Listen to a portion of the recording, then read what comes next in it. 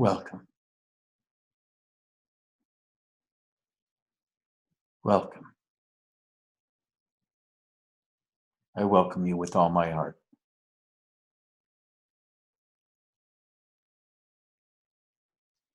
I love you all.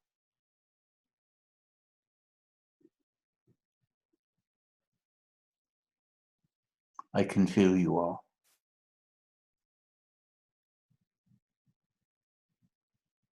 I feel you in my heart.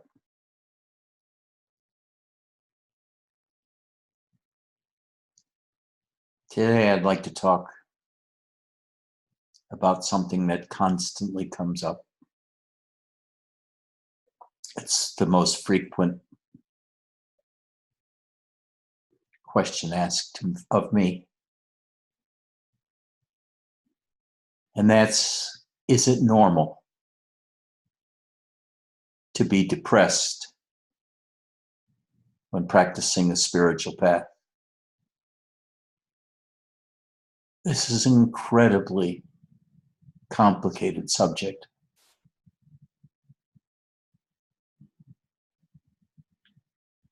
But I'd say sadness and depression are endemic to the entire spiritual community. It may be the reason that many people get into spirituality. In any event, people that are into spirituality tend more often than not to be loners, isolated, seeking answers to spiritual questions and problems, seeking quietude amidst the turmoil of life, seeking the experience of no self, or emptiness, or nothingness as the ultimate truth.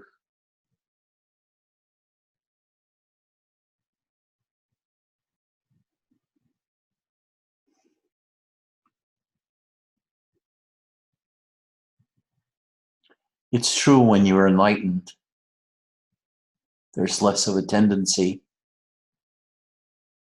to become depressed.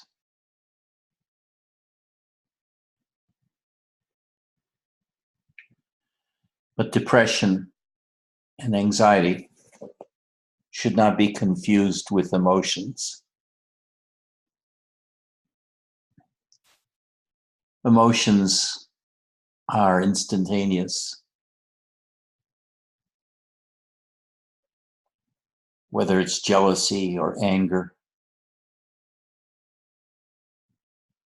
love, they're felt in the moment.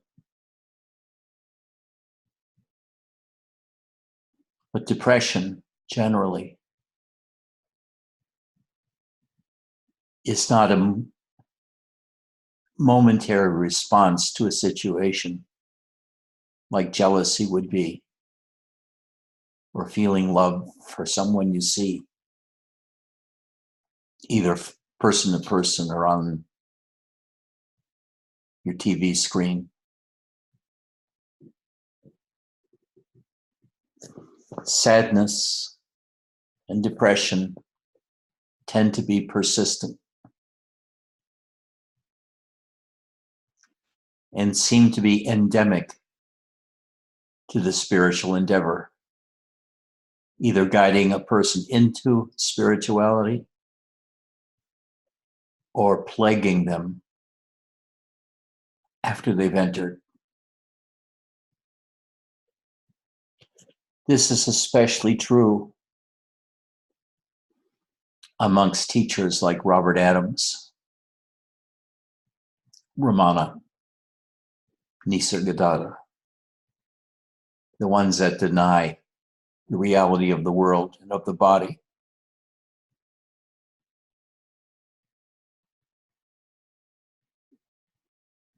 If the first thing you hear on Sunday morning from Robert is, you don't exist, the world is illusory, your body is an optical illusion, care not for the world, but just go within to seek the root of consciousness.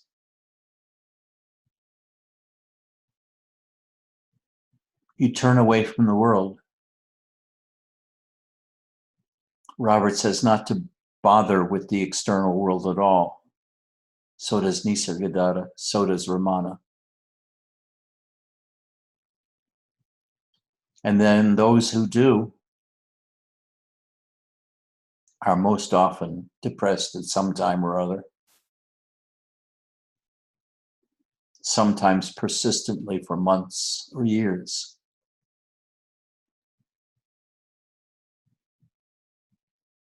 This most often happens with those in the Yana tradition because they eschew emotions. And lacking an emotional life can be very depressing because people feel their life is lacking without an emotional base.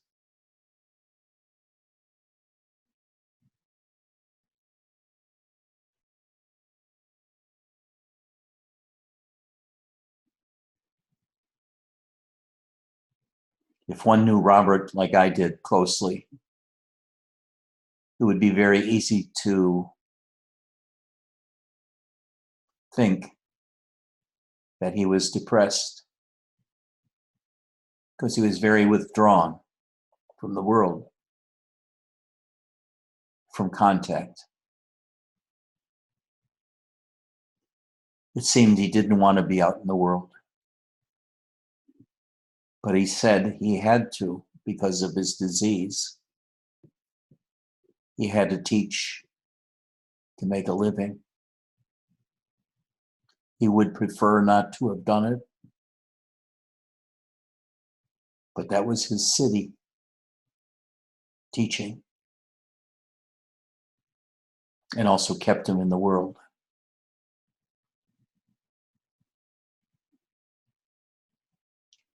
I tell you, the more you get deeply into introspection, self-inquiry, finding the root of the self, finding nothingness from which this all came, finding the emptiness which pervades all of experience. All of these are accompanied by losing interest in the world. And when you lose interest in the world,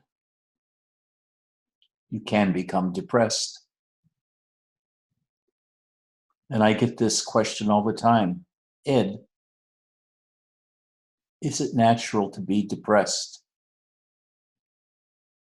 when practicing spirituality? Well, it is. And it's more common in some forms of spirituality than in others. It's more common in the world denying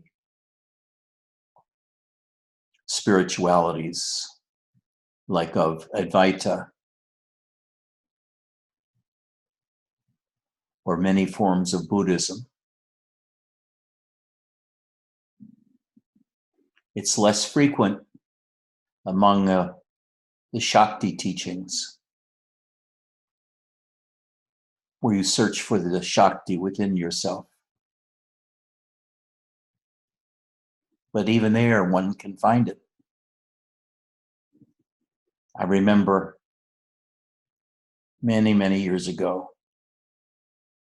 when Muktananda was in town. He didn't speak every night. Some nights a Swami spoke for him.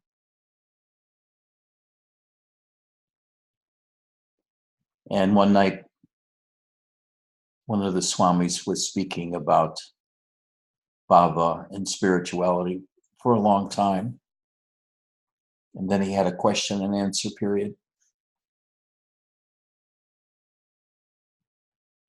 And this one woman asked a question. She said, "When does it end? When does it end?" I've been following Baba now for 8 years. I meditate. I listen to chanting. I practice chanting. I read Siddha Yoga quotes and Muktananda's books. I'm devoted to him. I love him. But it's been 8 years now. 8 years I've been suffering. She didn't use the word depression, but suffering, and talked about her body being wrecked by the pain, emotional pain of her emotional situation. And Muktananda was the energy teacher par excellence. But I guess she didn't feel Shakti during the 8 years she was with Muktananda.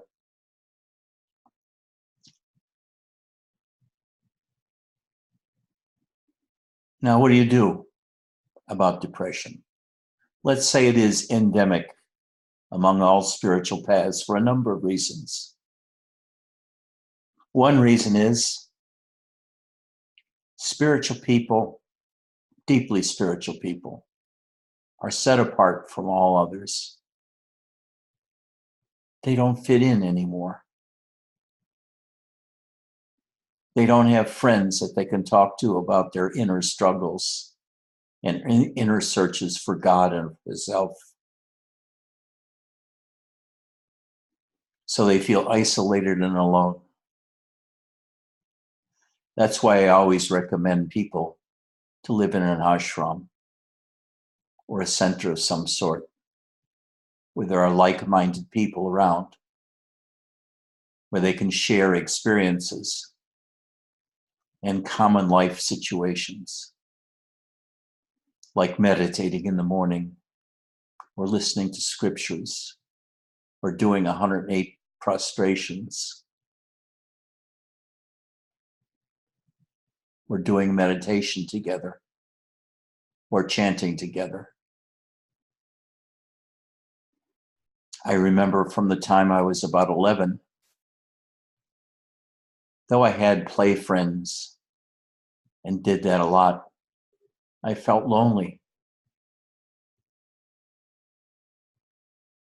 because I was reading books like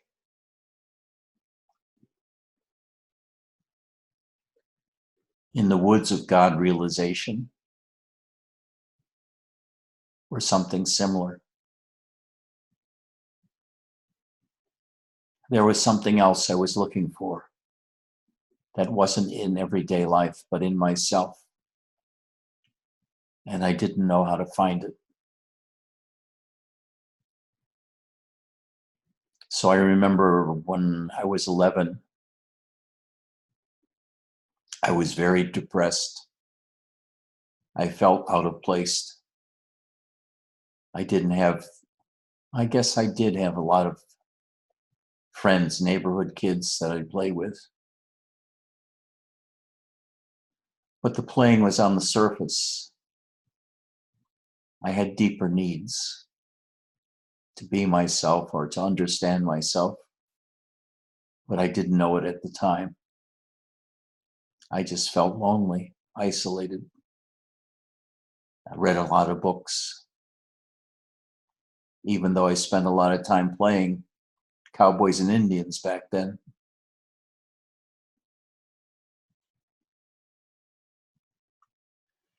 My father died when I was 14. And I was always depressed a little after that.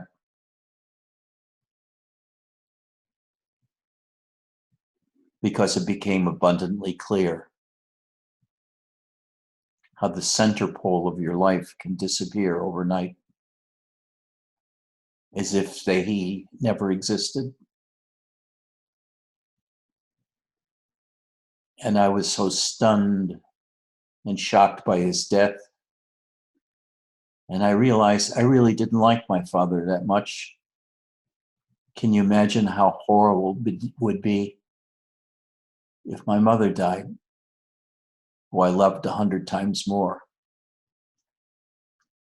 And I became quite conscious of the fragility of life.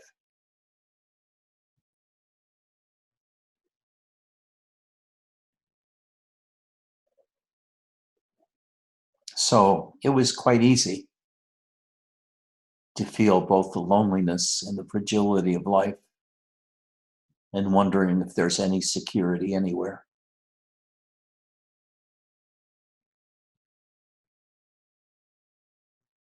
I think I was depressed off and on for many years. But fortunately, I had many outlets physically. I was a weightlifter and a runner. I chased girls. I fell in love. I had college, which bored the shit out of me because of the stupidity of the subject matters of the courses I was forced to take. And even those I thought I would enjoy, I never did that much. It was rare to find an exciting college course.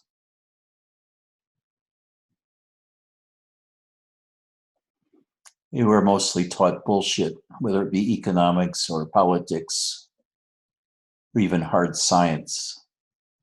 There's no heart in hard science, in mathematics, which I was most interested in. That was another reason for depression. I was interested in the stuff of the mind, not of the heart.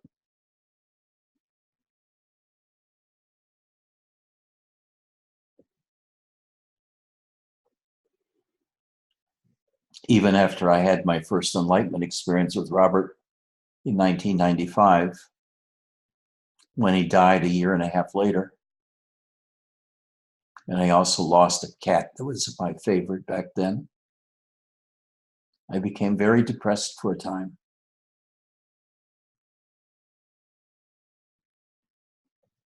Maybe 3 years. I got so depressed I could barely move. It was like a darkness dropped down over my eyes, my vision.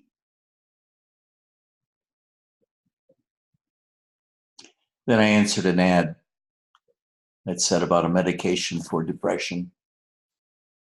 I entered the study. It was for a medication known as Lamictal or lamotrigine, generic name, for bipolar condition. So I began taking Lamictal. And within 6 weeks, I had no depression left at all. What a discovery.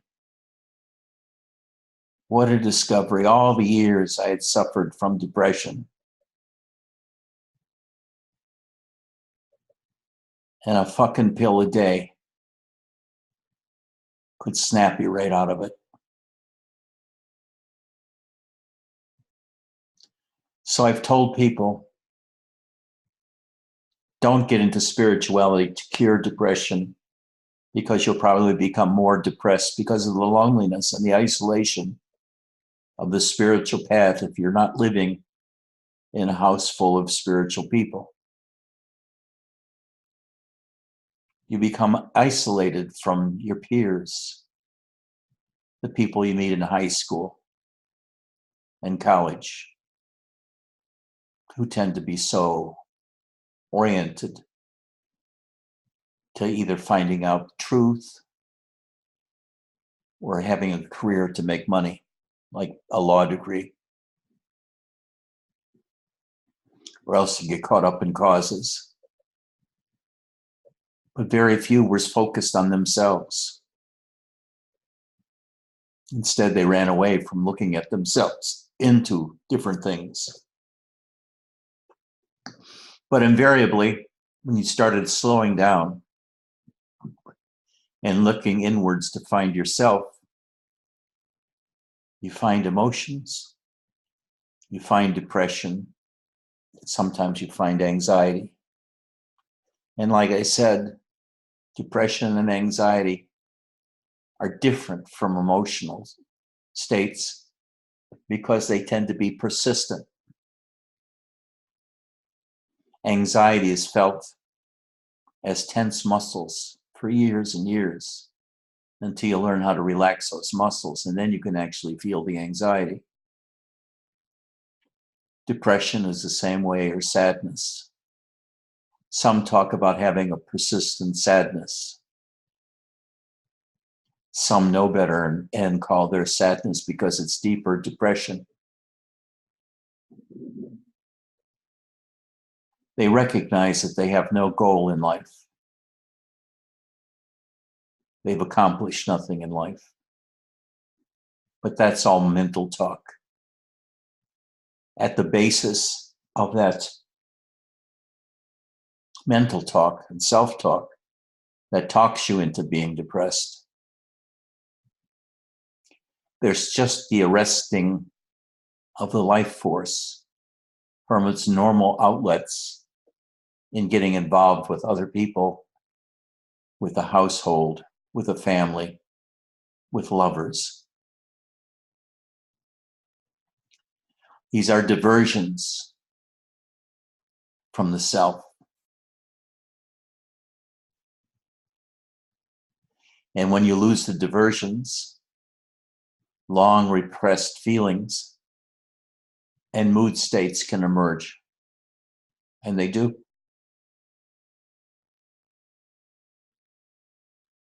And you can feel depressed for a long period of time. Many older people are chronically depressed because they've lost so much in so many people. They may not feel the depression, but they become withdrawn, passive, and not very active. Also, when you get older, your body doesn't respond like it did before, and you find more desire to rest and not to participate, because you know wherever you're participating in, you're still going to feel yourself as a mundane person.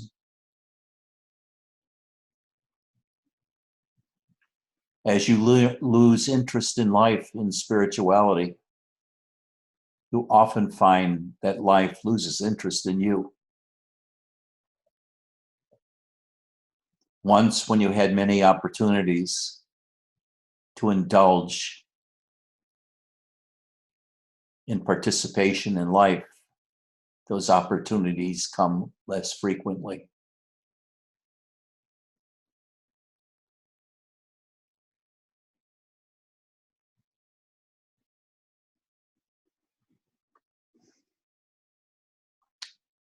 So after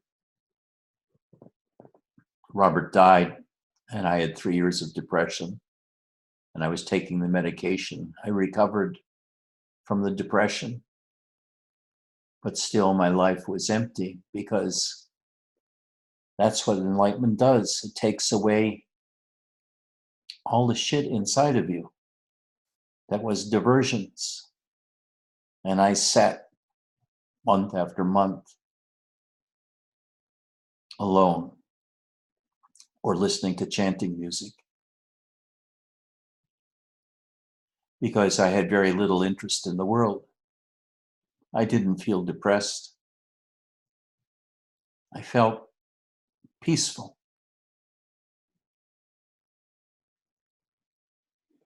And I began teaching about the Advaita Way in 2006 as an homage to Robert, and to give me something to do. And I did that for 4 years until a woman came to our satsang who I fell in love with, and she was in love with me. And it set off an explosion, a revolution of Shakti within me. It brought me out of emptiness.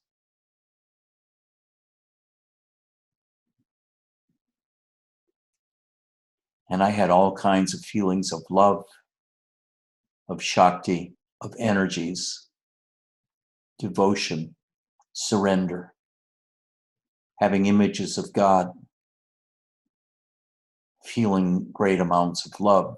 And all of this brought me totally alive, especially one day after a couple of years of this relationship. God showed himself to me in an ecstatic vision of energy and light.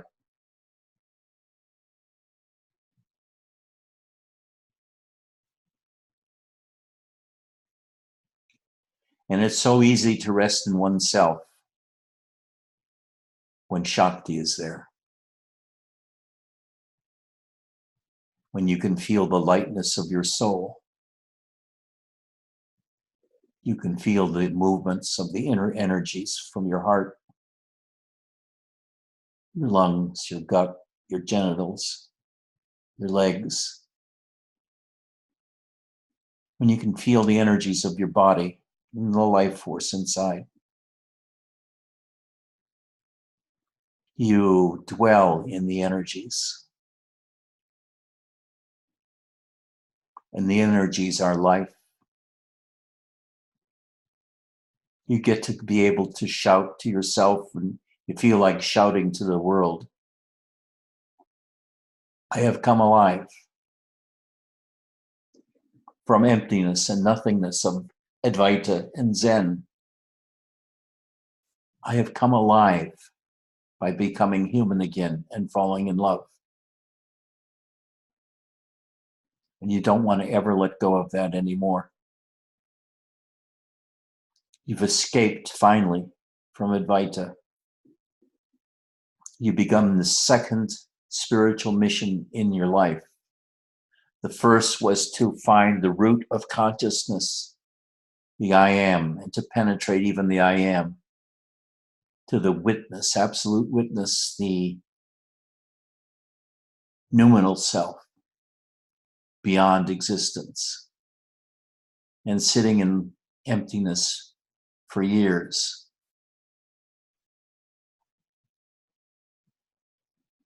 And then you're brought out, or I was brought out, by love, by re-energizing my body, my psyche, becoming totally alive.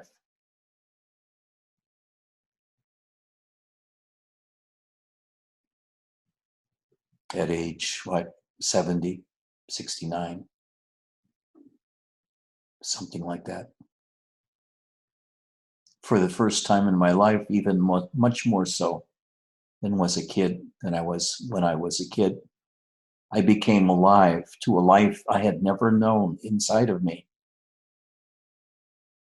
which was the life of the energies coursing through my body, around my body, in the room around me.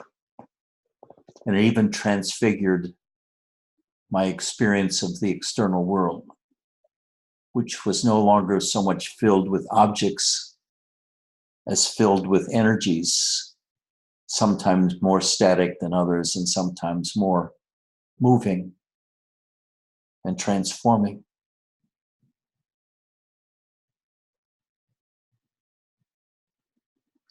But one thing I did learn is, if you're depressed and the depression bothers you, take an antidepressant medication. Go to the doctor and get an antidepressant medication. It's not going to hinder your spiritual development.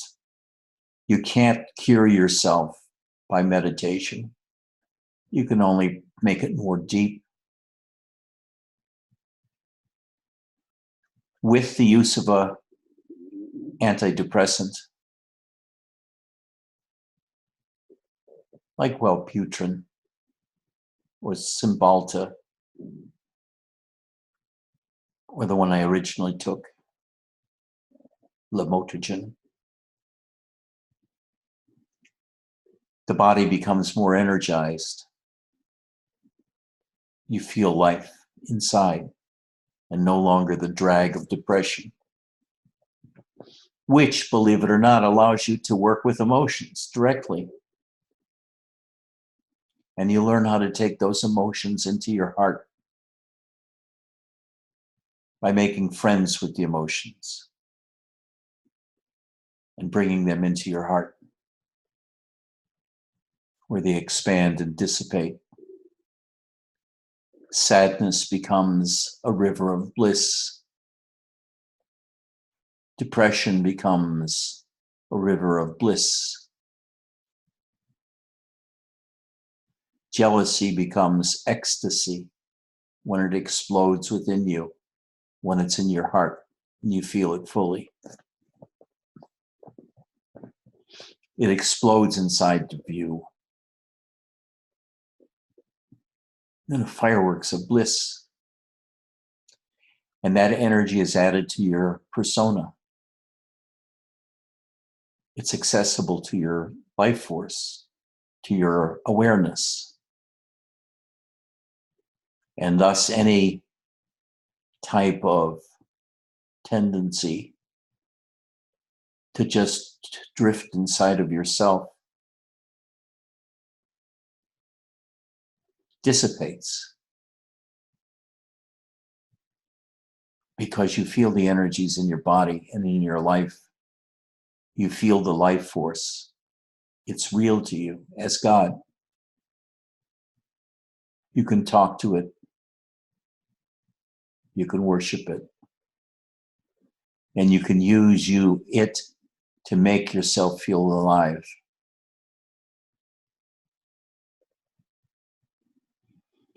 That's why the second half of the spiritual trip is not going in anymore, but re-entering your body and owning your body's place in the world and in family life and in society. You become re-aware of the mundane world you were immersed in, but it's different now because you have the energies.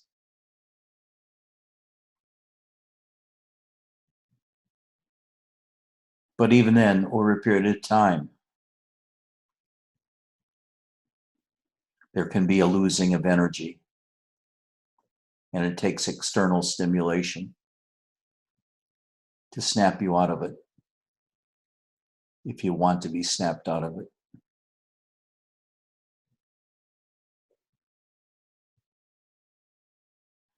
Because even at this late stage, when you're re-entering your body, you're re-experiencing all the things you never experienced in your body before.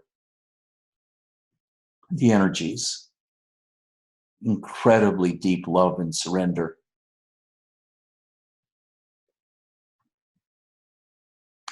The emptiness that you've always experienced in you or have for years becomes filled with light and energy. And you dwell in happiness. But even then, sometimes if you're alone too long, you fall back into introversion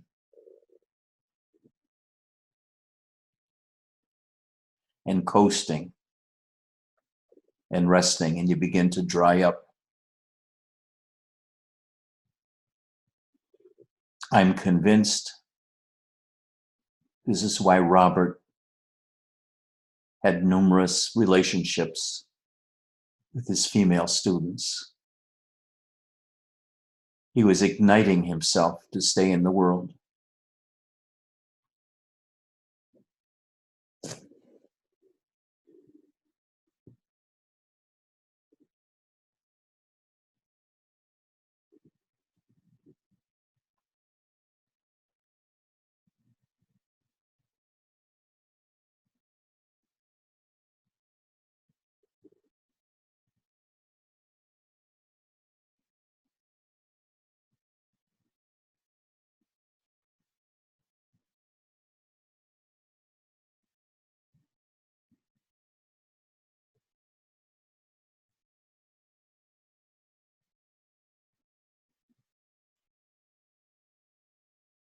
When you feel love,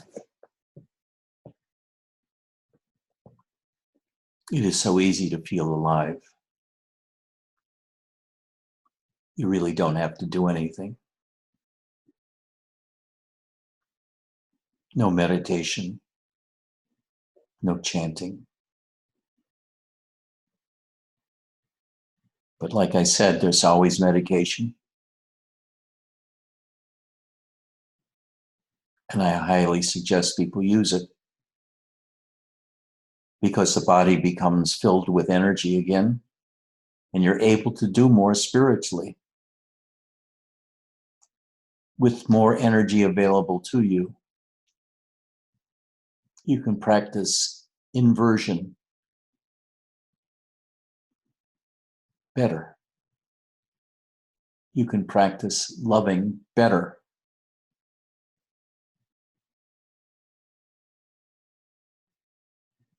You can feel more and more subtle feelings and energies.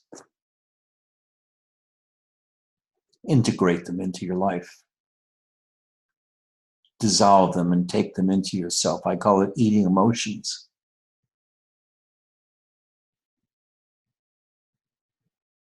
Eat them and use them.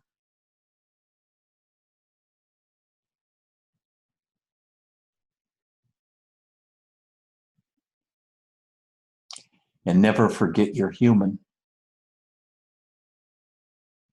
You have a body. You need love.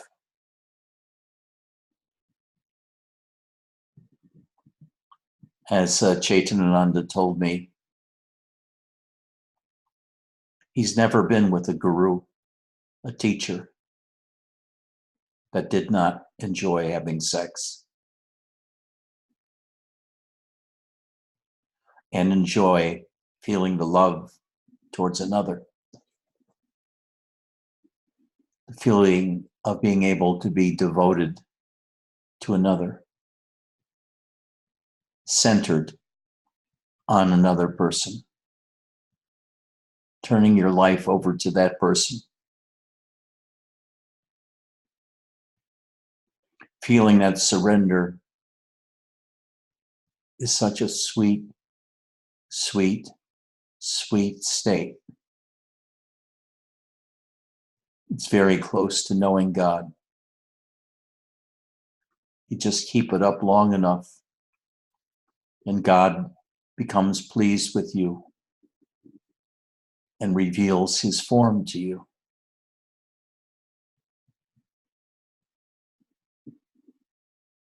And you become God realized. And after that moment, with God in your life, the depression more or less totally disappears.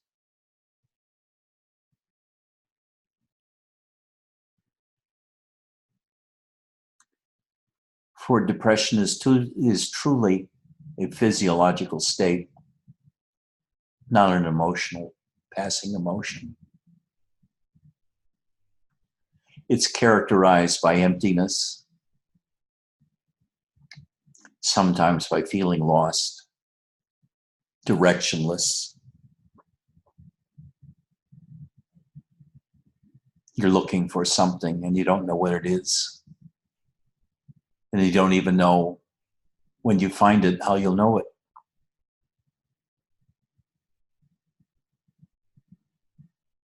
So it's very easy to lose your way, feel confused, rudderless.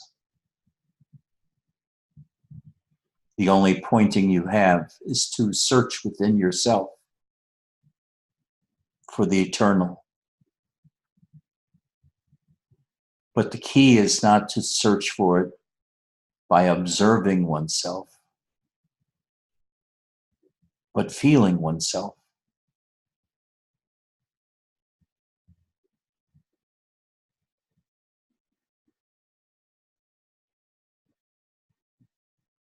Feel oneself.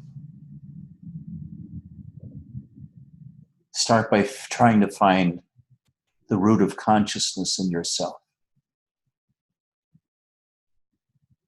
the energy of the self in your chest and your heart area. Feel the tingling there. Feel the movement of the life force inside of yourself. Begin to feel the energies, and you'll come alive. Better yet, fall in love. That brings life automatically, like falling off consciousness into sleep. Happens automatically at night. You don't have to practice going to sleep.